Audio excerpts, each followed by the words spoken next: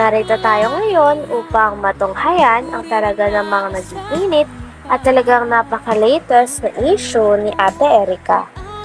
Sa pagpapatuloy ng ating istorya ay sinabi nga ng tita nila Ate Erica at ng kanyang ate na si Sheila May na meron daw kausap si Sheila May sa e-lovers. At ito daw ang kanyang talagang katuwang sa paninira at sa pagsasabi ng mga maling impormasyon sa mga manonood. Sinasabi kasi nila na sinusustentuhan daw nila ang kanilang lolo at lola at patuloy pa rin silang tumutulong. Ngunit sa katunayan ay hindi na nga daw nila ito dinadalaw ni isang beses simula nung sila ay nakabukod na at nakalipat na sa maayos sa tirahan. Ha? Ay, lovers, gumagawa ng kasinungalingan yung iba. Yung Ima Torres po ang laging araw-araw ni Sheila may kausap. Ima Ima Torres. Torres. Ima Torres. Lagi yung kausap nila. Yung namumuno po sa Ilaber. Parehas po sila ng tamang panggawa na kwento. Puro paninira. Pagkalkal. Yun lang. Wala na po kwebel na kanya na decision na magkasundo pa kami. Wala ka nang paano magkasundo kayo. Ano kung tuhin ka sa bahay nilang bago? Ay, dito lang ako sa butukan. Hindi na magkita sa gayong mga klaseng tao.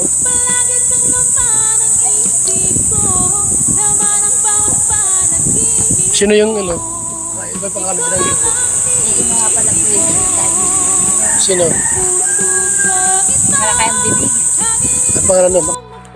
Sabi pa ng lolo ni Ate Erica ay ayaw na ayaw niya daw at hindi daw pwede sa kanyang ugali ni Ate Erica pati na rin ang kanyang ate na si Sheila May.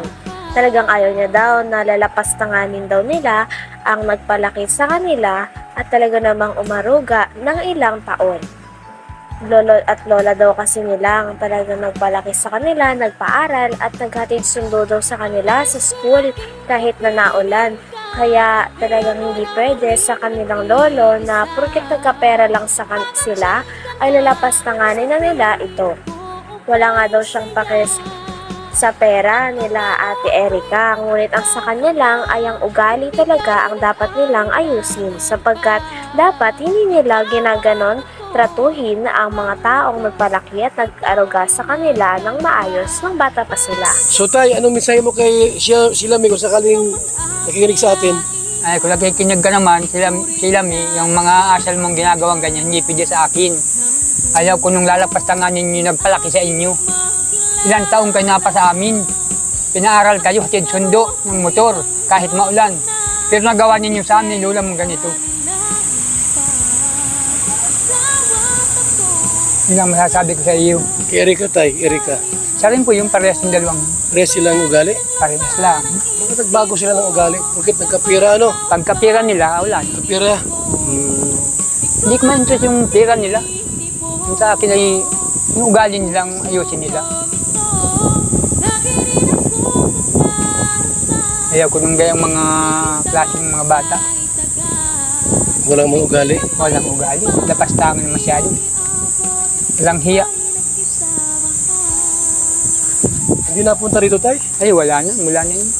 Nagalis nga po dito ay nasa ospital kami. Hindi mo lang kaparapaalam na, Lolo, Lola, malipat na kami. Hindi Ay, nagpaalam? wala. Pagdating namin, wala ng tao dito para Kwento pa nga ng lolo ni Ate Erica ay talagang lalo pang sumama ang kanyang loob sapagkat nung nasa ospital daw sila nung bagong taon dahil may sakit nga ang kanilang lola, ay pagdating nila sa bahay at pag-uwi nila ay wala na daw tao sa kanilang bahay at parang napakadilim na. Talagang hindi daw nagpaalam si Ate Erica pati na rin ang ate niya na si Sheila May na alis na o bubukod na sila sa bago nilang bahay. Wala talaga silang paalam o pasabi sa mga tao na nag-araga sa kanila at kumupkup sa kanila ng ilang taon.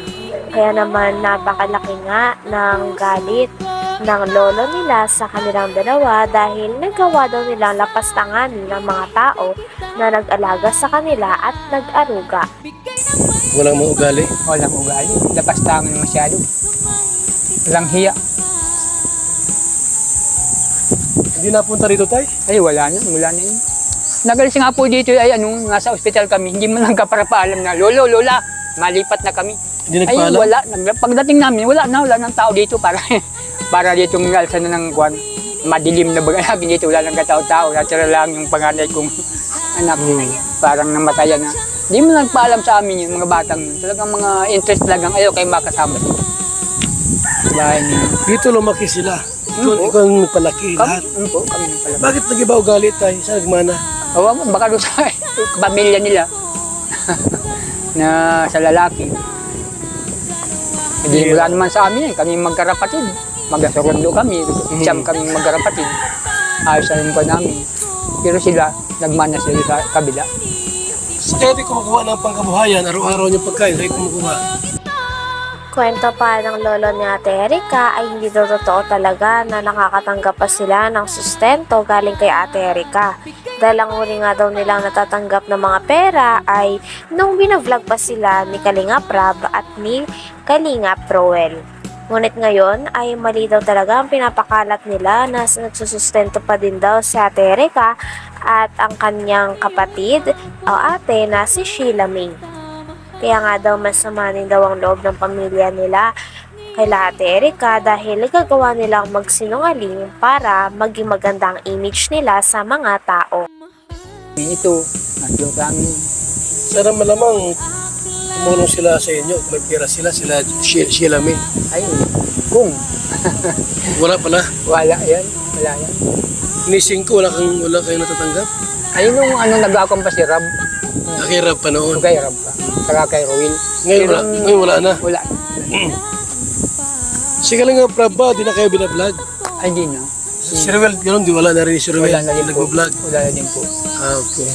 Mas alam natin yung totohanan, yung kwento po. Kasi pangit naman yung masakalang dadali. Mahirap. Mahirap man yun. So mula na rin po sa kanila, kung sino po itong dalawang ito, na apo nila po na sabi nga ni tatay, ng ugali. Tawag yan ni magaspang ang ugali. Hindi maganda yung ganun. Pangit yan. Dapat yung utang na loob, saka bumahal sa... Pangit daw talaga ang ugali na ipinakita ni Ate Erika pati na rin ang kanyang ate na si Sheila May. Sabi pa nga ni Kalinga Val ay magaspang daw ang uri ng ganong ugali na dapat hindi tinataglay ng mga apo dahil lalo na ang kanilang lolo at lola ang nagpalaki at nag-aruga sa kanila. Kaya nga daw kung sino nga daw dapat ang una nilang pasisalamatan at gagantihan ng mabuting loob, ito daw ang kanilang lolo at lola. Dahil ito daw ang mga tao na nag-aruga sa kanila at ang mga tao na kumuktok sa kanila noong mga sila ay walang-wala pa sa buhay. Kaya naman dapat hindi daw ganun ang ugali na ipapakita nila sa kanilang lolo at lola. Dahil bukod sa matanda na ang mga ito ay dapat ginagalang talaga ito ng mga apo na katulad nila. Totohanan yung kwento po. Kasi pangit naman yung masakalang dadali. Mahirap. Mahirap man yun. So mula na rin po sa kanila, kung sino po itong dalawang ito, na apo nila po na sabi nga ni tatay, ng ugali. Tawag yan ni magaspang ang ugali. Hindi maganda yung ganun. Pangit yan. Dapat yung utang na loob, saka bumahal sa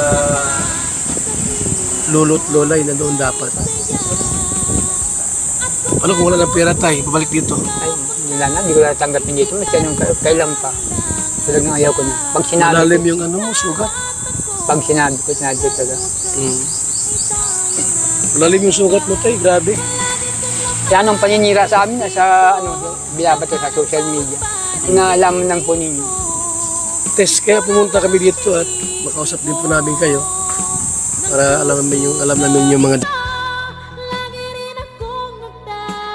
Hanggang dito na lamang muna ang ating napaka-latest at napakainit na issue ni Ate Erika.